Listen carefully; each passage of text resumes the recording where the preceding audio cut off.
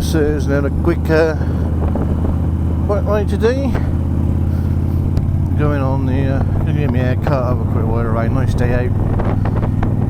My only day off, one of my only days off this week, so I thought I'd have a quick blast out. Shake the cobwebs off the bike, haven't used it in a while, been too busy at work.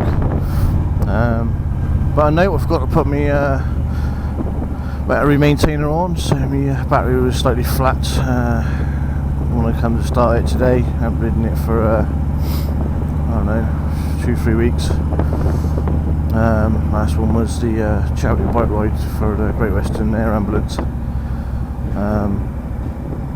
So yeah, not sure if the battery's on its way out or not, or the fact that, you know, I don't think I got it alarmed on. I think because in my house I didn't get it alarmed. I just think it's got the HIS system on it, so the HIS system is constantly working, so that would constantly drain the battery a little bit. Not a lot, but a little bit. And if the battery is on its way out, then it would also not help it. But no, I had a starter, like a portable power panel, little did he want, just for emergencies. You can use it for everything. Use it for phones, laptops, everything. But you also use it for starting the car. So I used it for doing that on the bike, and it worked. Started first time on the button. So I'll make sure I put the maintainer on that tonight when I get it back in the car. Because I don't want that going down again. But apart from that, it's been alright so far. I haven't been out on it in a while. I really should get on the Kawasaki as well at some point, because that's going to start suffering. I adjusted the chain on it the other day because it's got the Ducati 916 hub on the back for the rear wheel, so we're single-sided swing arm basically, and it's got the I can't remember what the hub's called now. I keep thinking eccentric, but it's not. It's an oval hub, so you basically adjust the chain by spinning it around, and it gets tighter and lower as you spin the hub around. But the bike felt a bit high, so I decided to put the chain on the lowest point rather than the highest point for a change, to see how it would go.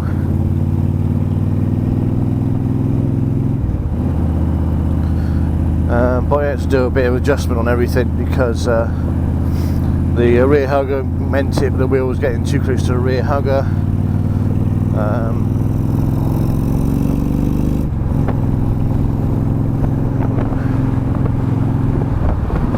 And also the chain guard as well, it seemed to be a bit close to the chain guard, so I had to do some adjusting, and I haven't really tested it as yet, mainly because it's not MOT. I need to MOT it, and I haven't had a chance to MOT it yet. So it is basically I sat in the garden, cover on it, all chained up and everything. I started it up as well, get it on some warm, make sure the fuel's through the system, make out of any old fuel in the carbs, and put some fresher stuff through that's from a tank, though that does need to be changed at some point. You know, get it all lubricated around everything, and just let it get out of the temperature for a bit. So I did that while doing the chain, and then I re-oiled the chain, cleaned it, re-oiled it, which is one thing I don't have to worry about this one, to be honest. It's shaft drive, so it's just a matter of I can smell weed, that van in front, I reckon. Yeah, shaft drive this one is, so I just got to worry about changing the oil every now and then, which is a lot easier and a lot less hassle than people may think. Probably takes about, as long as you can get it straight up, because the vehicle does need to be standing vertically, because that's your basically your what's the word, the leveler check for your shaft drive is taking the cap off to fill it, and if it's vertical you should be able to nicely see all the oil. It's almost like if you tipped it towards you slightly, the oil would come out. So having it on vertically, if it's way down too low, you should see the oil, which means you need topping it up. It's leaked, or you never topped up enough in the first place. It only takes like 60 CLs or something stupid. It's not a lot.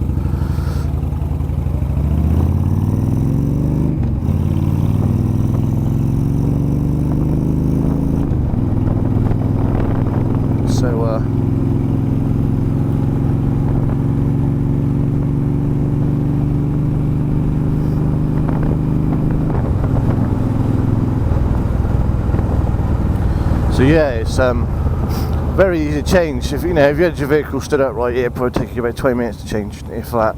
As long as it takes you to take the drainage bolt out, take the filler nut off or cap off, fill it, new bolt, and off you go. That's it. Basically, it's a lot easier than people think. So a lot less maintenance than people tend to think.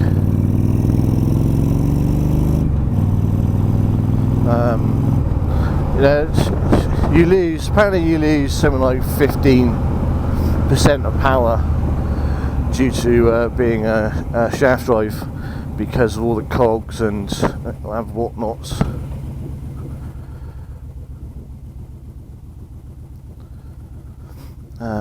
Compared to chain and belt,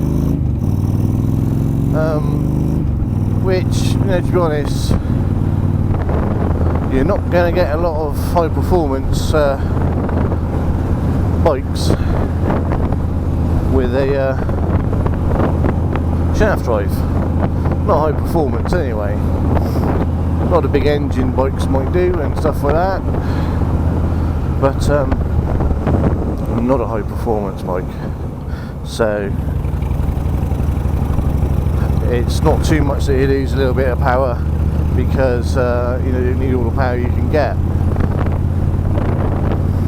So these sort of bikes, like the cruisers and that, it's fine for them to be belt or shaft drive, because you're not having loads and loads of power. They're not built for it. This is, I don't know, good for 110 plus, I would have thought. I've done about 95 in it already. That wasn't really pushing it, but it's just you're not shielded or nothing. There's no shield or fairing to stand behind, so you're taking a full brunt of the wind. So it's not designed to be going fast. It's a nice 70 mile an hour cruiser on the motorway.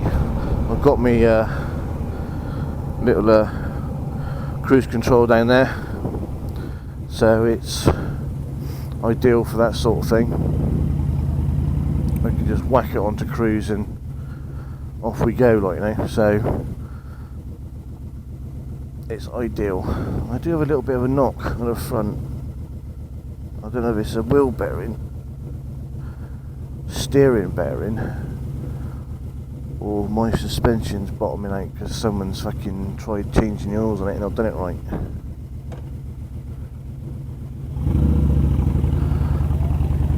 So I am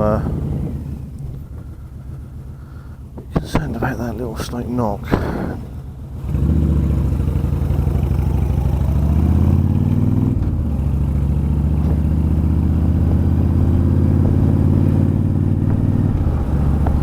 But it's nothing major. It's not affecting me how I ride at the moment, so I can cope with it.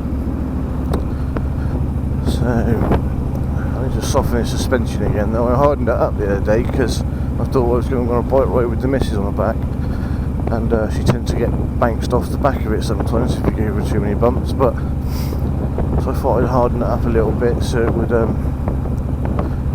make it a bit easier. But it bounces me off the damn thing now. It's got a little underneath the side fairing bit on it, side panel. It's got a knob you can turn for the suspension, which hardens and softens. So it says high and low actually, but it doesn't say hard and soft, it's high and low. So I don't know if it actually lifts the suspension up a bit or not, but I am thinking about getting the air suspension kit for it. It can be quite expensive. I haven't had a good old look around, but I expect to be paying about 700-800 quid for it all, which is quite a lot for one shock and one system, considering it's not a lot more for a car which has got 4. But it obviously has to be a lot smaller, and it's a specialist unit. It's not an everyday bike, so you're not going to be selling hundreds of them. But I've seen a few of them done. They definitely raise them up quite a bit, but they don't lower them down as much as I'd hoped. I was hoping for something to be lowered down to the floor rather than 10 mil off the floor. Because I was hoping for a OCC style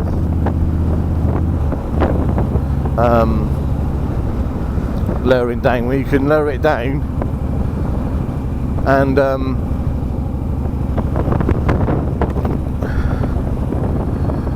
it sit on the floor. Then you don't use a stand or nothing. It just sits on the framework. And then you get off, lower it down, stand off.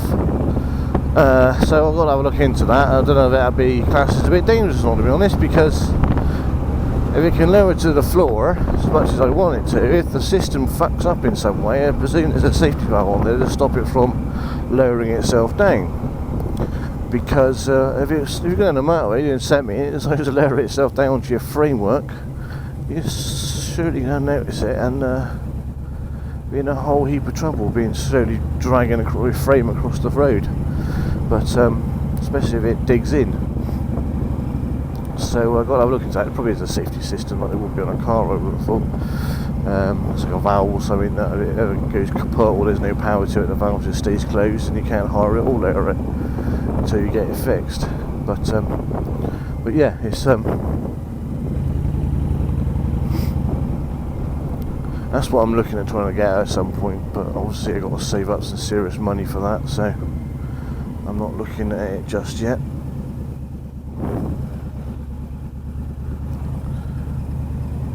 I am looking at getting a cut-off on switch added to this, but from what I gather it ain't going to be worth it if someone nicks it. It's probably not going to be able to start it anyway because of this system, so having a cut-off switch ain't really going to do much good. If anything, I need a proper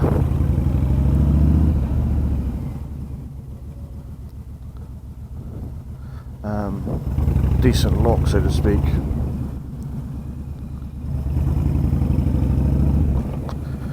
Which I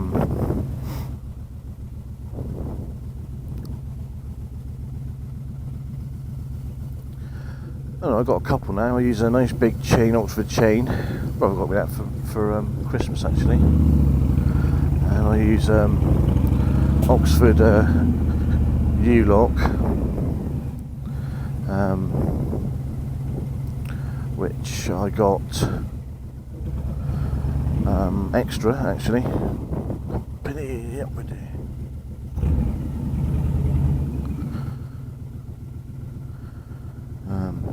Yeah, which I got extra. Actually, I'm going to leave this bugger in gear, I think. Stop it from rolling back a bit, won't it?